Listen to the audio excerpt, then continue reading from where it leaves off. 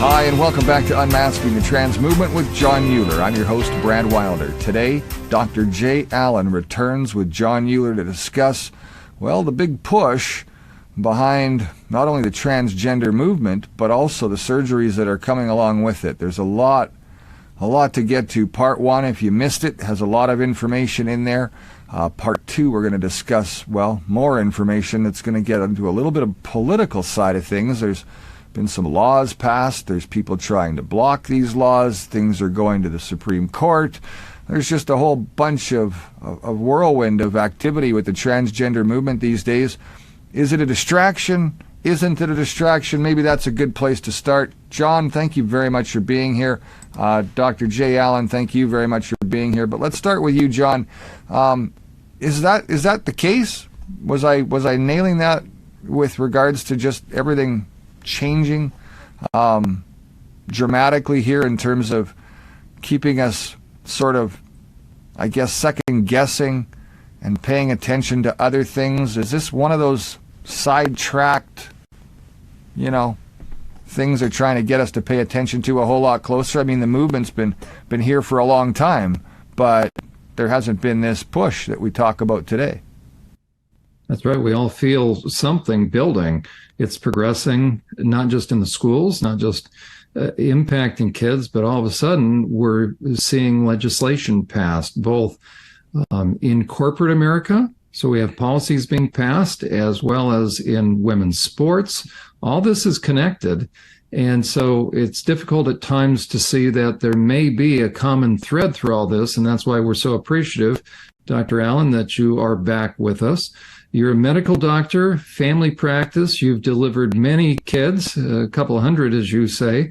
So we spoke to that in the first episode. I recommend, as Brad did, go back and watch that, because you address the medical concerns, the biological myths that are being pushed, the lies.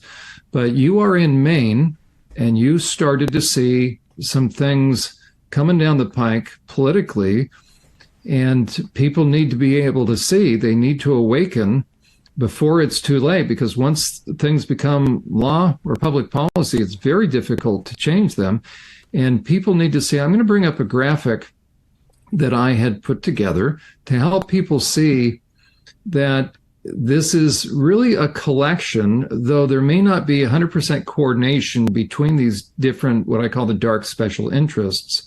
We could put a child's body, what they're calling a trans kid. There is no such thing as a trans kid. There's just confused kids, quite frankly, that are being manipulated.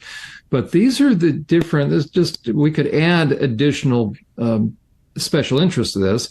I'll go around clockwise, and we're going to end really almost where we begin as far as now for this episode, the political end of things. So we're going to start with maybe the dark green, 11 o'clock, where it says social engineers. Those are individuals that want to change society. They want to shift things in a certain direction. Now we're going to move clockwise. We've got big foundations and endowments. Those are influencing, among other things, medical schools. We have big banks, right? Doctor, you indicated last time how much money is involved in this. $1 million to 1.5 million. That would be the lifespan cost, or what they're going to bring in as far as for the medical industry. Is that correct as far as one of these kids? If you get them medicalized? Per patient. Per patient. Yeah. Unbelievable. Big Pharma is making out like a bandit with this whole thing. Continue. There we go. There's big medical and doctors and hospitals. They make money off of each of these procedures. Within plastic surgeons, we know what's happening. And what's sad is they're not covering, though, insurance is not covering for detransitioners who were manipulated into getting their breasts sliced off. Then we have transgender medical clinics and services. They're making a killing. Then they're influencing the schools. So at 3 o'clock there, that pink box, Planned Parenthood, right? They used to be, quote unquote, pro-women, and now they've dropped women in favor of deviant men. You notice Planned Parenthood is not organizing marches on the Washington, D.C. Mall, telling men to stay out of women's spaces. Now the purple at 4 o'clock, human services, social services, foster care. If parents give pushback now, they potentially can have their child removed from the home. Brad actually had a social worker come to his house. Sales and marketing of trans products and services, that's at the 5 o'clock. Media, TV, Hollywood, Nickelodeon, Disney, RuPaul, I Am Jazz, 50 Shades. Of course, I limited a number of things there. These are all influences that benefit from moving things in a certain direction. Corporations to do with media sponsors, use of punitive measures if people don't play ball. At the 7 o'clock, we have social media, Tumblr, TikTok, Twitter, Facebook, and Reddit. And then part of my background, working forensically with perps, these are my concerns, the pimps and human traffickers. We've all heard of the movie Sound of Freedom. This should concern all of us, that this is being used to manipulate a number of kids into prostitution. Then we have the porn industry, Pornhub. Without pornography and the DSM-5 allowing for billing, the trans movement, in my estimation, would fade away. So these kids are being sexualized. They're having their boundaries crossed. And then here we go for what we're now going to talk about. Politicians who receive campaign contributions for their votes. So, Doctor, you're out in Maine. I am. When we talked, you had mentioned that you have significant concerns because of legislation that was just passed in Maine. And we could say this, if it can pass in Maine, it can pass anywhere. Yeah, well, the bill I was most concerned about is on the table for next legislative session. But there was... And tell us about that. And then you wrote an article, so we're going to bring that article up when you are ready. Okay. But there were some bills that were passed. For example, kids at the age of 16 can now consent to hormones and puberty blockers without parental consent. That was passed. And then they also defeated some bills that would have required schools to notify or get permission from parents before they start using opposite sex names or opposite sex pronouns. That was defeated. And then the bill that I was concerned about that's still on the table is one that is modeled after California's, that would make Maine a sanctuary state for transgender kids that are trying to get away from their parents so that they can receive so-called transgender care. But there's a lot of issues related to that one in particular, which we can address later on. But, you know, it's just a lot of things that really irritated me about that one. Well, and you wrote an article. Let's bring that article up. We'll tell people where they can find that article. Okay, so it's in the Maine at mainwire.com. And Doctor, tell us what prompted you to write this article. Well, one of the things that you hear from transgender activists is that gender affirming care is evidence-based, medically necessary, effective in reducing gender dysphoria, effective in reducing suicide, and it's safe. And each one of those statements is false. So I set about trying to show that, you know, the basis of this whole thing is based on falsehoods. And we can't, well, one of my other concerns is that we were codifying medical practice. And to my mind, you shouldn't codify anything like that because it changes so quickly, especially in medicine and science. So it made no sense to codify it. But if you're going to codify something, you ought to at least codify something that is based on reality. And so I set about taking each one of those points and talking about why they were false statements and trying to convince them that they should not pass this bill. Now, the problem here in Maine is that, especially after COVID, we've had a large influx of people from Massachusetts. We were already starting to shift left. But this influx of people from Massachusetts has significantly hastened that shift to the left. So the House, Senate, and the governor's mansion are all occupied by Democratic majorities. So it's very difficult. And one of the things we saw this past legislative cycle is there was a bill that was being proposed to allow late-term abortions. And there was tons of people. They went till the next morning taking testimony from people. And, the vast majority were against late-term abortions. And there were several Democrats that were going to support that position, that we should not pass this bill. But the Democratic leaders basically took them out into the hallway and chewed them up and down. And when they came back in, they voted unanimously to pass this bill. But when some of them left the assembly hall, you could see that they were crying. And, that's being reported to me by people that I know that are in the assembly. I didn't actually witness that myself, but that's what they told me happened, is there were people who were ready to veto, or not veto, but vote against this bill. But the Democratic leaders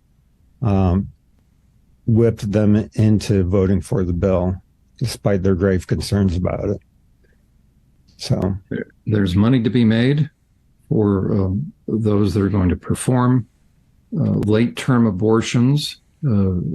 Some would even say, even up until, partial birth abortion is right at the moment as the baby's being delivered. We want to say it doesn't happen. It does happen. And then even some would say, once the baby is born for a certain length of time, you can still terminate the life. Is that correct? That is correct. I'm not sure which states have considered those, but I know some states have looked at, I think it's up to 30 days after the birth. You can decide that you want to have an abortion, even though it's a living child. So it's technically infanticide rather than abortion. We're going down the road of the Nazis. Yeah. So now the same people, and this really needs to sink in so that those that are listening to you, listening to us, can begin to think deeply about what are the issues really what's in play. Because why would somebody be in favor of that as well as pushing the trans agenda, the trans deception agenda? So it is a tremendous way to get all sorts of things that ultimately will devalue and degrade the value of human life, the value of the family. Doctor, speak to that. It sterilizes the kids. So, on one aspect, abortion gets rid of children that have been conceived, but on the transgender side, it's the ultimate form of birth control, because there's no way those guys and gals can get pregnant after some of the stuff that's been going on. And they're not really sure if the puberty blockers and hormones are enough to cause sterility, but that's what they think. But, if they go as far as having the internal surgeries, then they would be sterile. And so part of it's just, having fewer people born. And when you look at the hypersexualization of kids by this movement, the deviant sex ed material, we've covered, Brad, we've had Pierre Barnes on this program, right? We've looked at the books that are being put into schools, the material that are being put into the hands of kids. We've got drag time story hour, drag queen story hour. So part and parcel of the trans deception or trans movement is this hypersexualization of kids. Kids then have their intuition dumbed down, their sexual boundaries are impacted, and before you know it, now they are easy prey for predators, those who would want to cross their boundaries. Why would they want to do that? number of reasons. In the most extreme case, as we've seen the movie The Sound of Freedom, you have kids that are being manipulated into. I mean, that movie has more to do with grabbing kids, and really kidnapping kids. But you can have young people that are influenced in a certain direction into prostitution. But if they are minors, now they are very susceptible to being manipulated, and now a perpetrator is very interested in keeping the secret. So how do you do that? If it's a girl, if she gets pregnant, we know that Planned Parenthood doesn't report. They're mandated reporters, but they have a don't ask, don't tell. So on the one hand, that's how you ensure that a perpetrator isn't going to be arrested. But now also, if you can keep a young person from going through puberty, now you can be a perpetrator that doesn't have any concerns. So a big part of my concern is that perpetrators are using this as a way of furthering to perpetrate upon kids and ensuring that they don't get busted, the perpetrators. And you've referenced now that Maine is going the way of a sanctuary state. Let's talk about that, because it's already happened in California. Describe for our viewers, why is that a concern? What is that term, and why should people be concerned? So basically, a sanctuary state is if a child is in a home where the parents do not affirm the gender, then that child may try to run away and get that gender care somewhere where they can get it relatively easily. And a lot of these states will put these children on Medicare or Medicaid to pay for all their medications, their procedures, and things like that. So cost is not a concern to them. But what you're doing, another aspect of this law is that normally if a child runs away, you return that child to the home unless there's convincing evidence that there's potential harm to that child at home, and there's a strong reason to keep that child out of the home. But now they're saying that these parents are not affirming the identity of the child, so they are considered negligent, and they consider that enough harm to keep the child out of the home. There's one story I read recently about a girl named Sage from Virginia, and she had been secretly transitioned at the school, and the grandmother who was raising her was not even told until the day before this child ran away that she was using male pronouns in the male name. So she ran away, and she was picked up by, I think, the FBI, and she was put into a home there well, actually, I think that was in Maryland. But she was put into the home because she identified as male. She was put in with the boys rather than with females. She was raped multiple times while living with the boys. And, after several days, she decided she'd had enough. So she ran away, and she hooked up with this person she'd met online in one of the trans chat rooms, who was portraying himself as a teenage boy that was going through trans surgery as well. Turned out to be, I think he was 38 years old male, and he put her into sex trade. She was picked up about 10 days later in, I think that one was in Maryland. But she was picked up and taken back to the courts. The judge said, the grandma wanted her to be put into a home in Virginia. The judge said, no, we can't return her to Virginia because you're not affirming. And so we're going to keep her here in Maryland where we can assure that she's going to continue to be safe. She was there for a couple days, ran away again, was put into sex slavery, and ended up in Texas. I think she was there for about 2 or 3 months and finally returned home. So because she was transgender, she was removed from the home more easily. She was subject to slave trade because she was put with boys instead of girls, and then ran away. And these slave traders are haunting these chat rooms looking for vulnerable kids. And that's how she got connected with at least one of the perpetrators. And, it's a double tragedy because she was trafficked twice just because they wouldn't return her to the grandmother that really did care about her and, wanted to see the best for her. We have a similar situation in that legislation too. That we've got an individual who a dad who wouldn't affirm his daughter. Dad went to jail. Was put in jail. British Columbia. Government, and he sat there for a couple of weeks. And I'm not sure where the daughter is now. I haven't done a follow up, but this is happening, and it's happening not only just in the States, but it's happening here in Canada and all across North America. Yeah.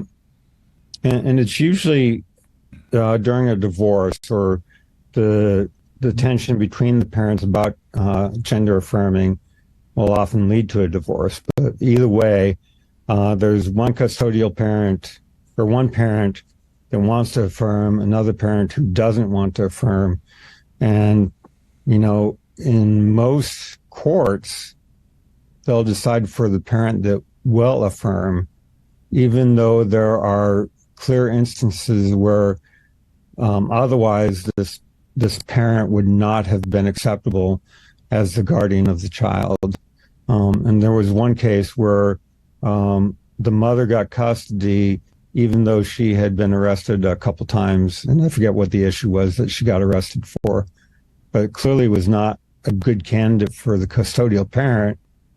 But because she was willing to affirm the child's gender identity, she was granted custody. Dr. Allen, it really needs to be reemphasized. What the story that you laid out is being played out now multiple times. And so parents, grandparents, all good people need to be aware of, and they need to be engaged, even at the civic level, right? You need to begin to understand that this is coming to a state near you. This legislation is going to, in a lot of different ways, right, are going to be floated.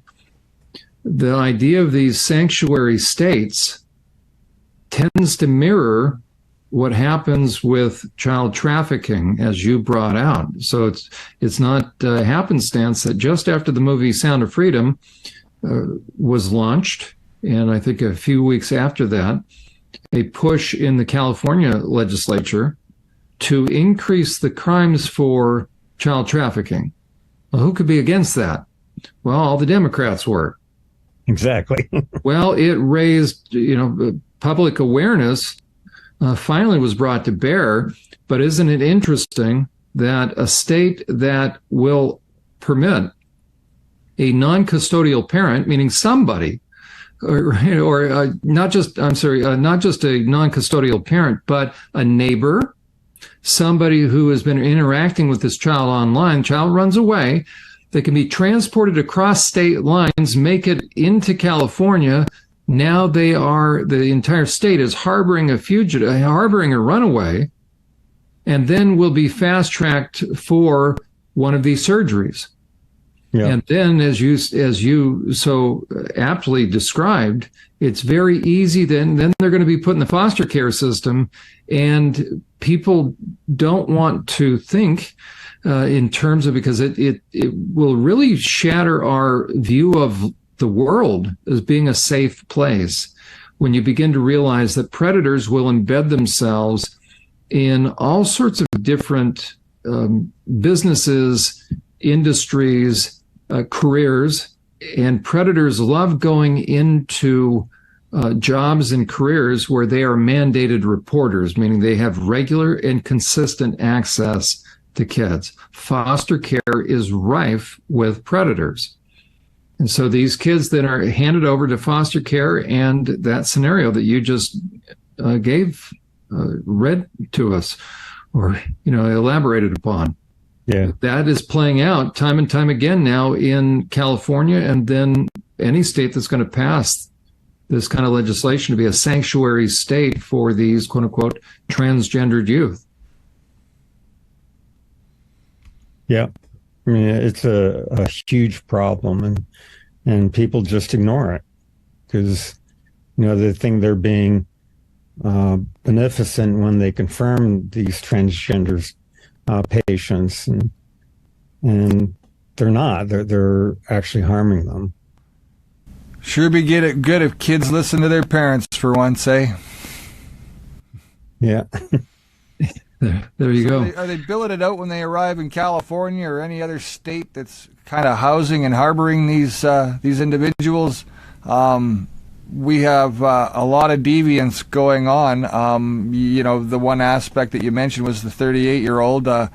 We know that there's others out there who are not even male; they're female, who are pushing this and really doing their own kind of damage as well. We know of a baby that was taken by a transgender person and basically kidnapped. And how do you get that kid back? How do you get that to turn itself around? Are we seeing any kind of legal aspect of things going on with what's going on in California, per se, with these children being, shipped there and left to go about their lives? That's only recently been passed into law, so there really hasn't been enough time for us to see the consequences of that law. I think that if it stays in place, that number one, it's going to be challenged in the Supreme Court or, in appeals courts and things like that. But the other thing I think you'll see is that the harms will become more apparent. And that's when these laws will be overturned. Well, Doctor, on the first program, you spoke of your concerns as a medical doctor, what's going on in the medical field itself. And then in this episode, you have raised the alarm, you've sounded the alarm about what's going on legislatively. Let me bring it back to your background as a medical doctor. You wrote that article.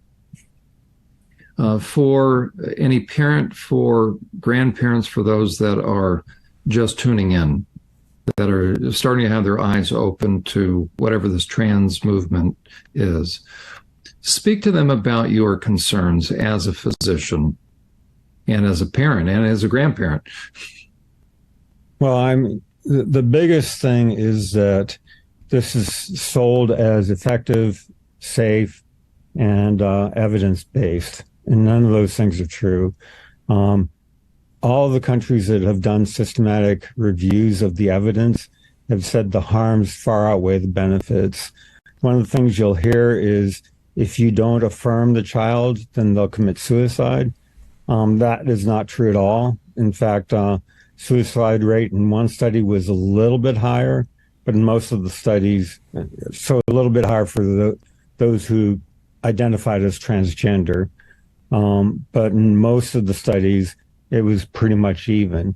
And part of the reason for that is they're not considering the comorbidities, which is the other psychiatric conditions that they have. When you control for those other psychiatric conditions, the suicide levels are very similar to the comparison cohort who doesn't have transgender ideation. So part of it is the way that evidence is presented as well. But the other thing that I find unconscionable is the coercion that occurs at every step along the way. I mean, the threat of having the child removed from the home, the statement, would you prefer a dead daughter or a live son? That's coercion. That's not informed consent. So there is so much coercion within this field that some of these people ought to have their licenses pulled. And actually, a lot of those people should have licenses pulled because it is so serious. But the other thing that we're seeing is that the professional societies are clamping down on any dissent. We saw that with the American Academy of Pediatrics. So over the past 4 years, there have been 5 resolutions submitted to the American Academy of Pediatrics. And all they wanted to do was have the AAP perform a systematic review. And every single time that was proposed, they turned it down. And I think they turned it down because they knew that the evidence they have just doesn't support what they're doing, but they didn't want to stop what they were doing. And one of those times, 80% of the members of the American Academy of Pediatrics signed on to that, and the AAP leadership still would not consider it. So it's frustrating seeing medical professionals who should be interested in the best care for the patient ignoring the patient's best interests to serve either themselves or the interest of the physicians that they represent. So that's exactly what's going on in psychology and, of course, psychiatry as well. Dr. Allen, thank you. Thank you for being willing to speak out as a medical professional who has delivered hundreds of children who, as you indicated, gender is not assigned at birth. We recognize what God has. It's right there, XX or XY. Yeah. And you're a hero for speaking out. Not enough professionals are. And hopefully a parent, a grandparent, a concerned citizen will hear this and begin to get involved, because kids' lives, their mental, emotional state, and their physical health are on the line, and then laws that are being passed. So thank you. Thank you for being our guest. Oh, you're welcome. Thank you both for being here today. Protecting the most vulnerable, women and children, that's what this show is all about. We are not against the LGBTQ community. However, we definitely have issues when it comes into our home. I'm Brad Wilder. On behalf of John Mueller and Dr. Jay Allen, thank you very much to everybody for being here. We'll see you next time. Remember, it's not our kids' fight, it's our fight.